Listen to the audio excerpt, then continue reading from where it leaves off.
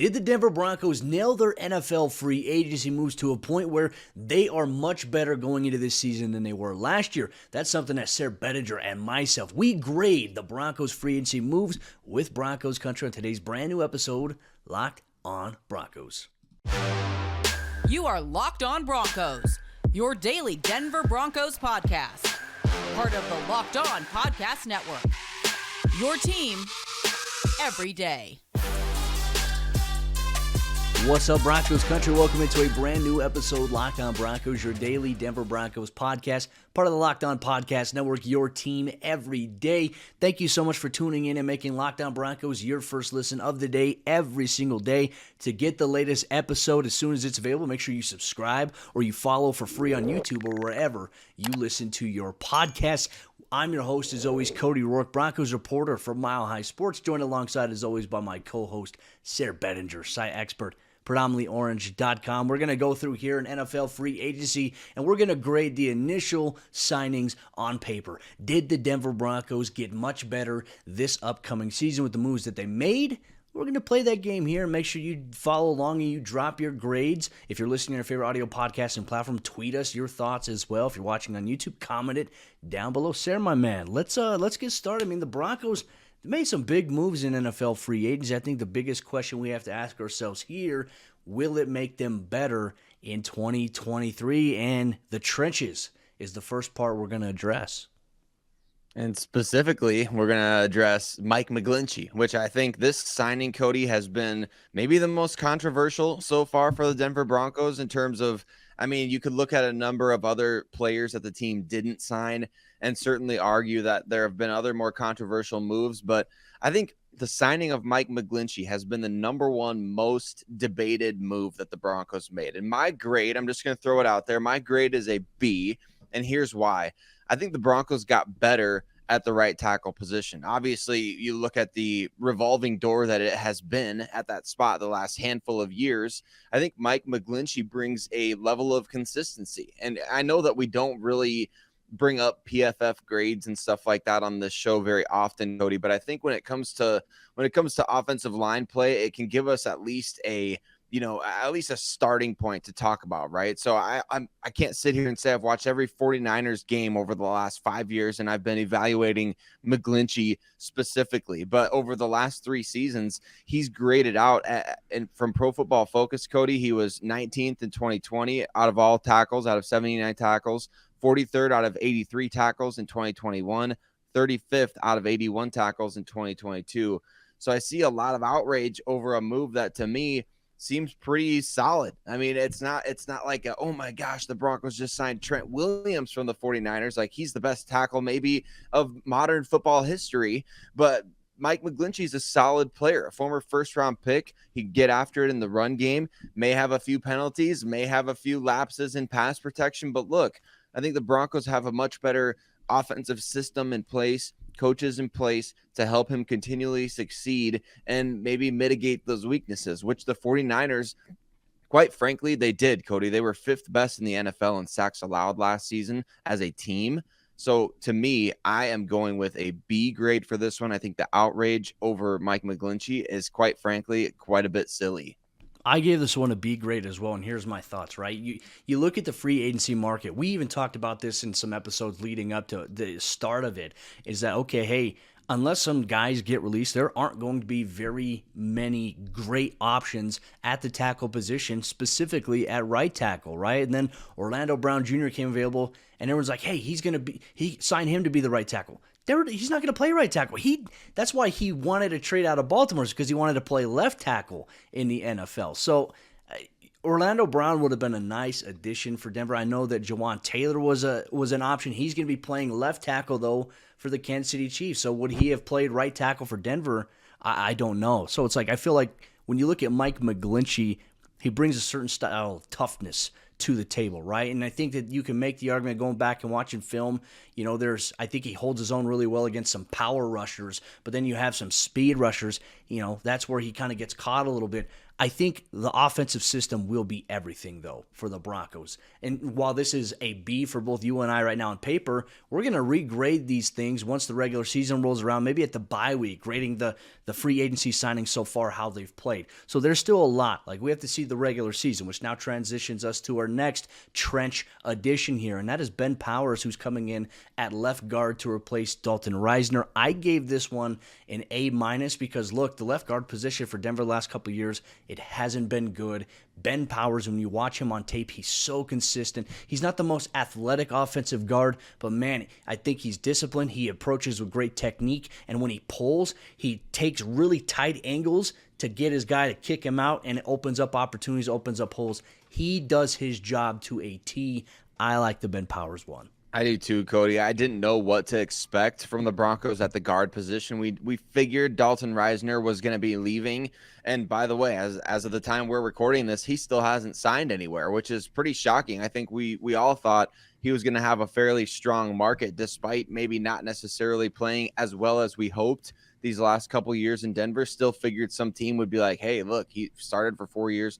But this is about Ben Powers, obviously. I gave this an A grade. I like this move, Cody, a lot. I really like the fact that he comes from an offense where, man, they were so efficient in the passing game, and yet I know he's not necessarily known for his run blocking, but, man, they run the ball a lot in Baltimore. So, I mean, he's going to have plenty of experience with whatever the Broncos are calling there offensively, and specifically in pass protection. I think he gave a quick little interview with Sidney Jones over there at the Denver Broncos, official team media.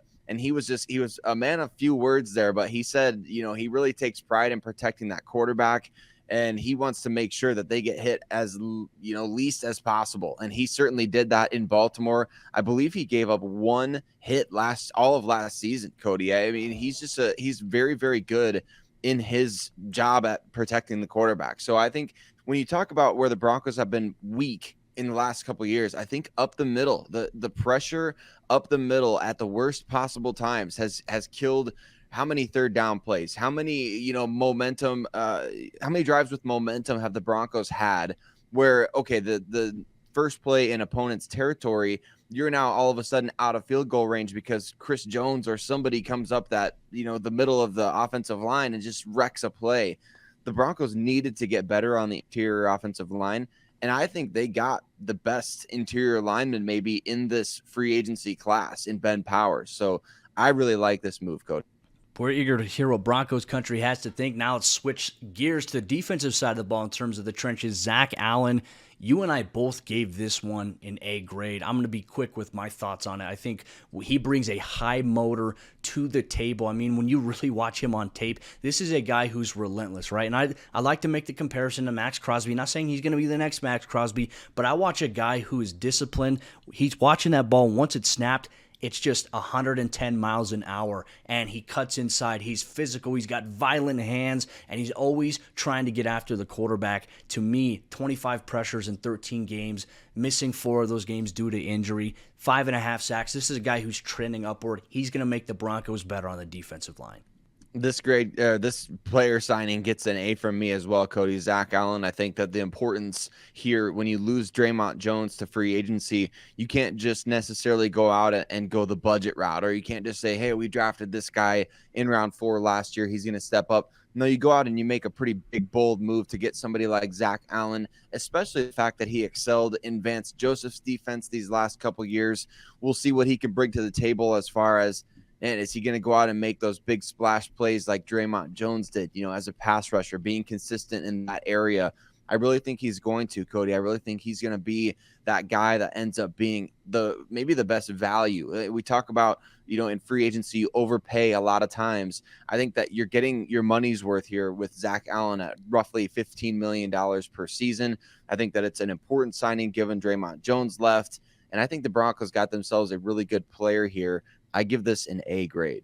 The Broncos made some big splashes in the first initial wave of NFL free agency on the trenches. They also made some under-the-radar moves as well. We're going to hand out our grades for that on today's episode, Locked On Broncos. This episode of the show is brought to you by our friends over there at FanDuel Sportsbook, and the tournament is heating up, and now is the perfect time to download FanDuel, America's #1 sportsbook, because new customers get a no-sweat first bet up to $1,000. That's bonus bets back if your first bet doesn't win. Just download the FanDuel Sportsbook app. It's safe, it's secure, and it's super easy to use. Then you can bet on everything from the money line to point scores and threes drained. Plus, FanDuel even lets you combine your bets for a chance at a bigger payout with a same-game parlay. So don't miss the chance to get a no-sweat first bet up to $1,000 in bonus bets when you go to FanDuel.com/lockedon. That's FanDuel.com/lockedon to learn more. Make every moment more with FanDuel, an official sports betting partner of the NBA.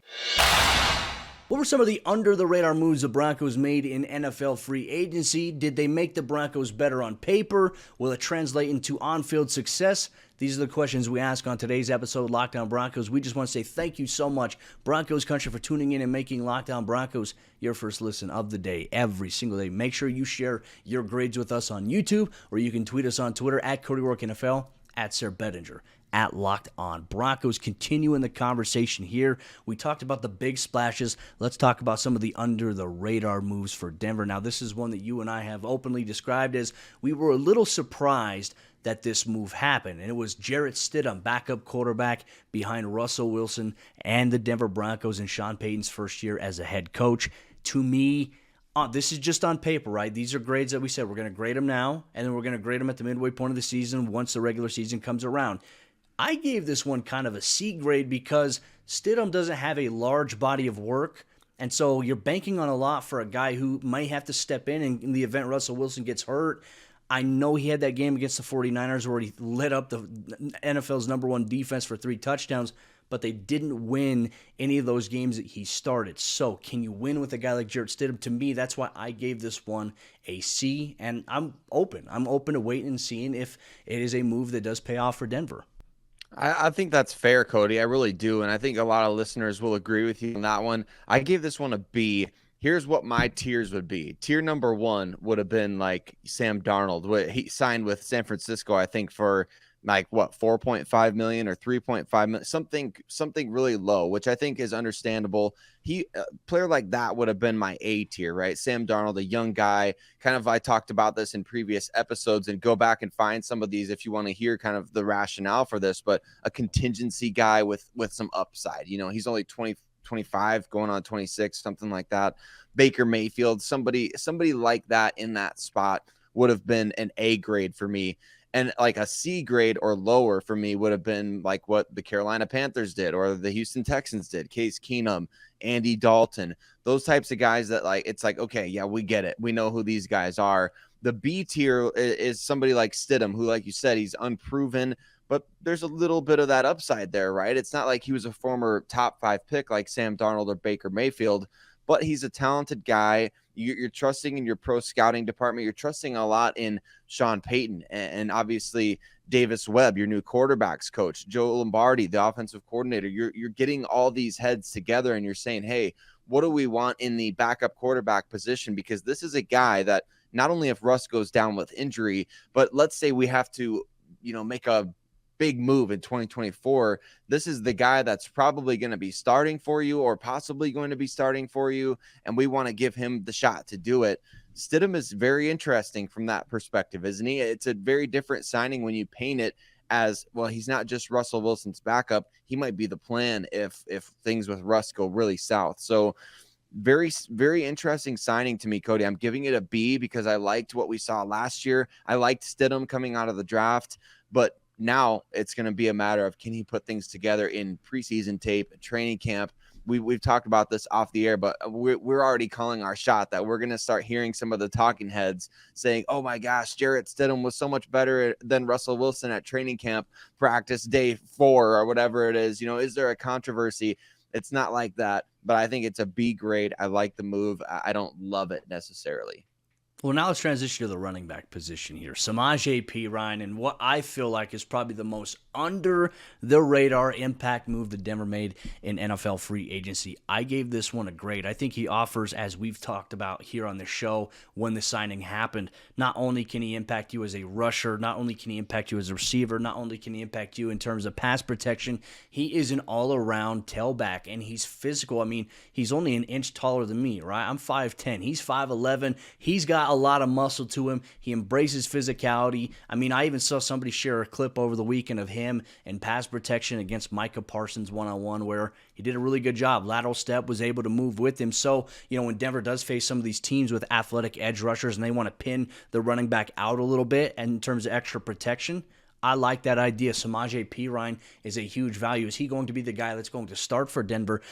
Probably not, but he has the opportunity to do so. He's probably got the opportunity to get more playing time in Denver than he got in Cincinnati, and he actually played quite a bit. For me, on paper, I give this one an A grade. I give it an A grade as well, Cody, and here's one of the biggest reasons why. He's been in the NFL since 2017, right? He was a fourth-round pick of Washington back in that time. He only has 502 total touches in his entire NFL career up to this point. He's 27. He'll be 28 in September. But look, you don't find a lot of 28-year-old running backs in the NFL that only have 500 touches. You just don't. So the wear and tear is what really concerns people, I think, a lot of times about free agent running backs.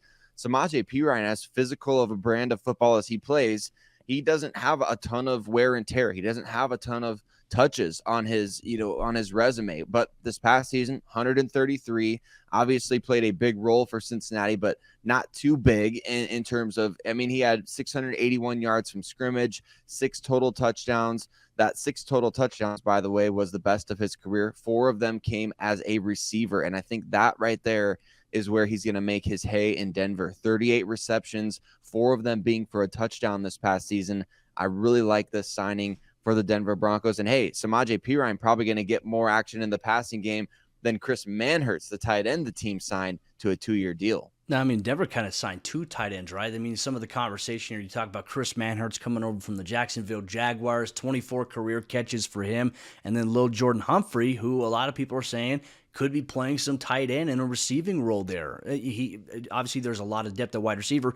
He was a wide receiver. He's designated as a wide receiver, but he could be playing tight end, could be making a transition, something to keep an eye on. In terms of Manhertz, I'm giving this a B because when you go and you watch his tape, he's a technician. He's a fundamental specialist when it comes to blocking. He's going to add a dynamic to the Broncos' run game that they haven't had at the tight end position, I'd say, in several years, in terms of a guy who just embraces physicality, understands how to pin and leverage guys. To me, I give this one a B grade. And then the little Jordan Humphrey one, I'm going to give that one a B grade as well. Obviously, some former familiarity with Sean Payton. What are your thoughts on these 2 guys here?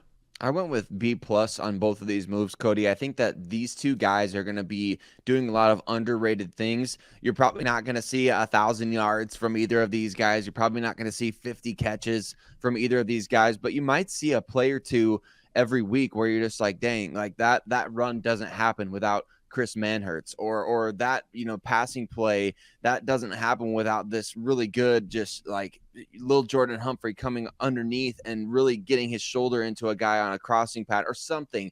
You know what I'm saying? Just the little things, doing the little things. I like that these guys have come in.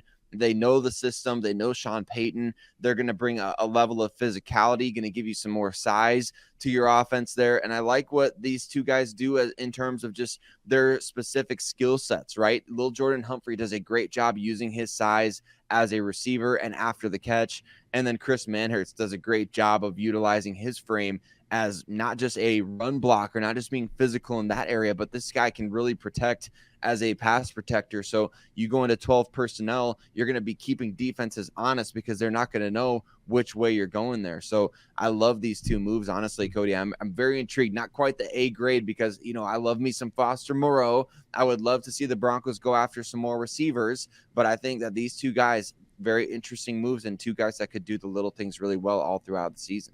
Denver made some more moves, including bringing a key guy back who played on special teams, played on defense last season. We're going to grade those signings as well in today's episode, Lockdown Broncos. This episode of the show is brought to you by our friends over there at Built Bar and Built. The Built March Madness bracket is here, and we know you have a favorite bar or favorite puff, and now is your time to make it count. Go to BuiltMarchMadness.com to vote for your favorites today, and when you vote for your favorite bar or puff, you'll be entered into a drawing where 50 lucky Locked On listeners will get a free box of Built. Not only that, but one Locked On fan will win a 12-month subscription to Built to have Built's best bars or puffs delivered directly to your door every single month. And you've got to try Built, the best protein bar ever. The bars are covered in 100% chocolate. They're high in protein, low in sugar, and it is real chocolate there. So run to BuiltMarchMadness.com right now to vote for your favorite bar or puff and pick up a box while you're there. You can vote every day in March, so hop in and support your pick. The major moves of NFL free agency have come and gone. Any signings that happen now for the Denver Broncos will more than likely add to depth or be key guys re-signing on one-year deals. Outside of that, I don't expect the Broncos to make any more big splashes. So we're going to go through and grade the initial wave of NFL free agency. Thank you so much, Broncos Country, for tuning in and making Locked On Broncos your first listen of the day every single day. We appreciate you so much, and we want to know what your grades are. So as you're watching or listening to the show, make sure you comment on YouTube, or you can tweet us on Twitter at Cody Roark NFL, at Sayre Bedinger, at Locked On Broncos. The big news, the one that I was probably the most excited about, outside of Denver upgrading the trenches on the offensive side of the ball, I felt like it was important, right? We talked about Draymond Jones as priority number one coming into free agency. Below that was Alex Singleton. Well, Denver brought Alex Singleton back. He signed a 3-year deal to remain with the team. To me, I think with the value he offers you on special teams, the value he offers you defensively, he is more than likely going to start next to Josey Jewell this upcoming season in Vance Joseph's defense. He is an impact player, not only just on the field, but he means a lot inside that locker room, talking to guys, and what he does in the community I think is super important to me. This is the one grade that I handed out that got an A+, in my opinion, bringing Alex Singleton back. I like that a lot. I think you're absolutely right too, Cody, when you talk about all the different things that he brings to the table. I gave this signing an A. I think definitely it makes sense to bring Singleton back from just a lot of different vantage points, right? When you're talking about on the field, I think he paired really well with Josey Jewell. I think the fact that he signed for basically less than what you pay 6th, 7th round draft picks last season, he came in, he did his thing on special teams when he needed to. He filled in for Josey Jewell as an injury replacement early in the season. Then he slides over and fills in for Jonas Griffith. So you got a lot of different factors leading the team at tackles.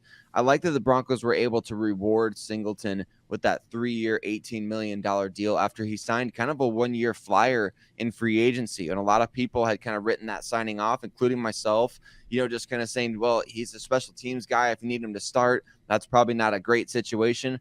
Well, it ended up being a pretty great situation for him, for the Broncos, for all of us. I think I'm excited to see these two guys together again, some continuity there at the linebacker position. And Singleton, he's just he plays at 1,000 miles an hour. He's such an instinctive kind of guy, and you love seeing that from your two inside linebackers. Those both excel at playing with instincts more so than it's not about the high RAS score with Alex Singleton or Josey Jewell. These guys just know how to play. They know where to be at the right times. They attack with confidence, and you love to see that. That's why I think this is an A grade. It's a really, really good signing on a 3-year deal, good structure for the team, good value for the team, good value for Singleton. I think just all around, it's a really good move. Well, let's go to now a special teams edition, right? And talk about not only just special teams edition, defensive back edition as well. And that's Tremont Smith, who's coming up from the Houston Texans, had 2 interceptions last season, but is mainly going to be an option, only a guy who could contribute depth-wise at corner, but primarily he's going to be competing for the starting kick return and punt return job. He's shown explosiveness there. He's shown reliability in fielding the football. He has 1 career kick return for a touchdown. What were your thoughts on this one? Because while it didn't necessarily move the needle, I think you get an experienced guy who's now considered a veteran in the NFL at a special team side of the ball that needs more guys like that. I gave this one a B. I gave it a B as well. I think it's a solid move. I think you go get a guy that can contribute in the return game, that can contribute in other phases of special teams as well, gives you some outside corner depth, gives you the opportunity to really just buy into Damari Mathis, right? I think that's what this move signaled to me, is that the Broncos don't necessarily feel like they need to go out and get another starter. in free agency at the cornerback position. Buy into Damari Mathis. Maybe use one of your third-round picks on the cornerback position or a fourth or whatever, but buy into Damari Mathis. He just got a huge performance bonus, Cody, almost $500K for starting 11 games last year. So I think you bring in a guy like Tremont Smith, gives you depth there, gives you the option to buy into another young player, gives you a good option in the returning game. It's going to push Montreal Washington, obviously. So I think this is exciting. I think it gives you, if it makes special teams better, I think the Broncos needed that almost more than anything, right? That the special teams has been anything but special the last handful of seasons. I mean, they need that. You know, we talked about how excited we were that Sayre, Bassey, PJ Locke were returning. We talked about that in yesterday's episode, Locked On Broncos. I think it's important to highlight you have to have veteran guys there. And I'd say the biggest issue for Denver on special teams for the last 3 or 4 or 5 seasons has been they've had nothing but youth, right? But you can grow guys into becoming very good special teams players. I mean, look at the Matthew Slaters of the world still playing in the NFL for the New England Patriots. I mean, he is, when you talk about a key special teams player, he is the epitome. You look up core 4 special teams guy, obviously Matthew Slater, his name is on the list, and you want to grow guys into having that potential, right? When you go through Pro Bowl voting that, hey, this is a Pro Bowl selection here on special teams, guys like PJ Locke are that. Sayre, Bassey are that. You know, I think it's important to be able to get guys like that, and Tremont Smith can offer value to that. Now, as we've all seen, the Broncos have transitioned. Their whole entire philosophy so far on the offensive side of the ball appears to be we're going to pound the rock down the throats of opposing defenses. You made the additions on the offensive line, in which we talked about. You added a running back, but you also added a fullback as well, and you added a fullback who has some intel on your AFC West division rival who you have not beaten since 2015, and he's got Super Bowl experience as well. Michael Burton, I graded this one as a B+. I think he's done a tremendous job leading through the hole. There's been times where the Chiefs would even give him the ball and he'd score touchdowns in games, as well as a potential rushing option in short yardage situations. He is a guy that I think when you look at the fullback position to a definition, he is still one of the guys that upholds that modern name of being a true fullback in the National Football League. And that's one of the reasons I'm giving this an A grade. I love the Broncos going back to that. I love the fact of what you mentioned. You get a guy from the Kansas City Chiefs, kind of completing the Broncos have poached from every division rival in the 2023 offseason, talking specifically about Jarrett Stidham coming from the Raiders, Joe Lombardi, and other assistants coming from the Los Angeles Chargers. And here you got Michael Burton coming from the Kansas City Chiefs. Kind of like to see the Broncos going after some people in the division that can help them right now. Michael Burton mentioned it when he did his interview with the Denver Broncos media team, Cody. He's not just going to be that hard-nosed fullback for you, but he's also going to upgrade your special teams. I love that. I think the Broncos needed more guys that can come in and do that, do those little things well. Again, we talk about the little Jordan Humphrey, the Chris Manhurts of the world. These types of moves, they may not be like, oh my gosh, I'm going to go buy this guy's jersey, but on Sunday, you're going to be glad that your team has them because they're going to make a big play on special teams. They're going to do a little thing well that hasn't been done well. Remember, Vic Fangio infamously said when he was hired in 2019, death by inches. He coined that phrase. You know, I think this is like the Broncos kind of fulfilling the prophecy of not dying a death by inches, right? You're bringing in a lot of players who do these little things well. And I think that's what you need more so than anything, more so than a coach or a coaching staff like Vic Fangio and his staff, more so than those guys coming in and just being like, we're going to preach death by inches and we're going to show you how to not die a death by inches. I think now you've got players who are going to actually do that, who are going to actually do those little things well, do they're pros at their specific jobs. And I think the Broncos did a good job of identifying those kind of little things that they need to get better at. And Michael Burton, to circle it all back around, is one guy that I think is going to be really good at doing a lot of those little things well. Broncos country, we've gone over all the major free agency signings for the Denver Broncos here on today's episode, Locked On Broncos. If you're watching on YouTube, make sure you take some time to type out a comment down below. List all the players' names that we described and give us your grades. We're eager to hear your thoughts on what grades you're handing out for some of the Broncos free agency signings. You can also, if you're listening on your favorite audio podcasting platform, you can tweet us your grades as well at Cody Roark NFL, at Sayre Bedinger, at Locked On Broncos. The train continues all throughout this week. While the Denver Broncos may not be as active as they were last week, we'll have you covered every step of the way here. Locked On Broncos. Subscribe or follow for free on YouTube or wherever you listen to your podcast to get the latest episode as soon as it's available. We appreciate you so much for tuning in and making Locked On Broncos your first listen of the day. We'll see you tomorrow for a brand new episode of the show.